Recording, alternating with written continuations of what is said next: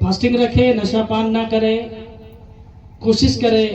जो शादीशुदा है 40 दिन पति पत्नी में भी थोड़ा सा शरीर को थोड़ा सा बर्दाश्त करे प्रभु के लिए, क्योंकि आप यदि पवित्रता में फास्टिंग में है तो बहुत बार होता है हम स्त्री भी थोड़ा सा दूर रहना है। पवित्रता ही है, ध्यान से सुन लीजिए। और लोगों में और धर्मों में नहीं बताया जाएगा। और धर्मों में लोग सब कुछ करेंगे और बोलेंगे हम रोजे पे रहे। और फास्टिंग का नियम है, आप जब भी फास्टिंग करें मुंह सूखना नहीं चाहिए, चेहरा धोते रहिए, तेल लगाइए, बेसरीन लगाइए। पड़ोसी को पता नहीं होना चाहिए, आपके घर के लोगों को पता नहीं होना चाहिए कि आप फास्टिंग किए।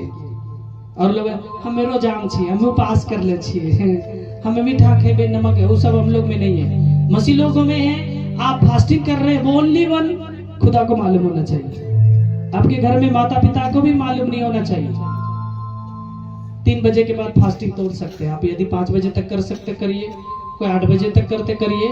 मगर फास्टिंग के दौरान आपको जोर से भूख लग रहा है, जोर से प्यास लग रहा है, तो समझिए परमेश्वर का मेन फास्टिंग का जो रूल है रियल पूरा हो रहा है, परमेश्वर खुश हो रहा है। जिसको भूख ही नहीं लग रहा है तो समझ जाइए उसका फास्टिंग खुदा नहीं सुन रहा है। और मसीह लोगों में भोर में नहीं खाना, अदर लोगों की तरह चोरी करके नहीं खाना है। फास्टिंग हो तो पूरा दबा के हो, और परमेश्वर के लिए दर्द होना चाहिए, कष्ट होना चाहिए, और अदर लोगों को नहीं दिखाना है। और इस बार शायद मुस्लिम भाई बहनों का और हम लोग का साथ नहीं हो रहा है शायद, तो थोड़ा सा फल फ्रूट्स वगैरह ज्यादा महंगा होगा। और 40 दिन यदि आप ज्यादा कष्ट में हैं तो प्रभु के लोगों को शायद स्वादिष्ट भोजन भी नहीं खाना है। प्रभु के लिए कमजोर हो जाना पसंद है, समझ रहे? मसीह लोगों में अलग रूल है। फल फ्रूट्स खाइए, दूध वगैरह खाइए, मीट मछली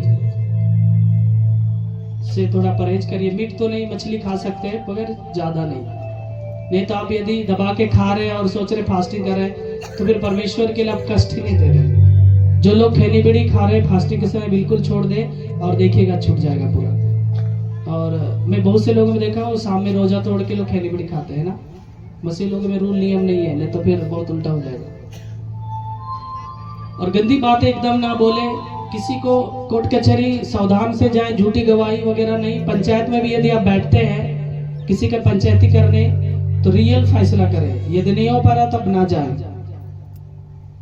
तेल वगैरह लगाते रहे।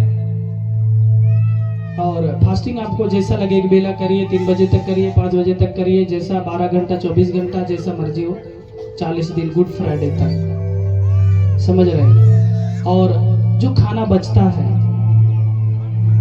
जरूरतमंद लोगों को हेल्प करें, कोई जाति धर्म देखकर नहीं। जरूरतमंद लोग जिसका कोई सहारा नहीं है, बूढ़ा माँ बाप हो, सहारा नहीं है, भिखारी है, विकलांग है, वैसे लोग को दे।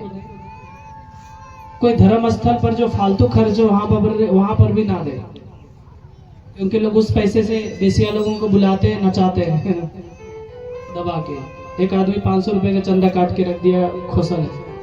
आप बेसिया लोग को ला के नचाइएगा, ठेका थोड़ी लिए। वो 500 किसी गरीब को दे दे तो 1 बोरा आराम से चावल आ जाएगा, महीना भर खाएंगे लोग।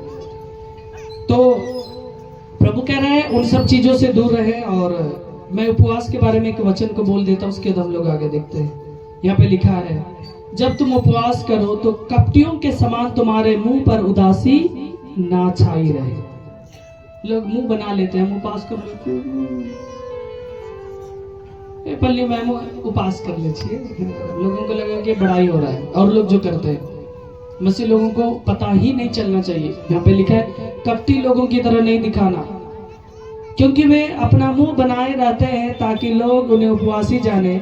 मैं तुमसे सच कहता हूँ कि वे अपना प्रतिफल पा चुके हैं। परंतु जब तू उपवास करे तो अपने सिर पर तेल मल और मुंह धो, ताकि लोग नहीं परंतु तेरा पिता जो गुप्त में है तुझे उपवासी जाने। इस दशा में तेरा पिता जो गुप्त में देखता है तुझे प्रतिफल देगा।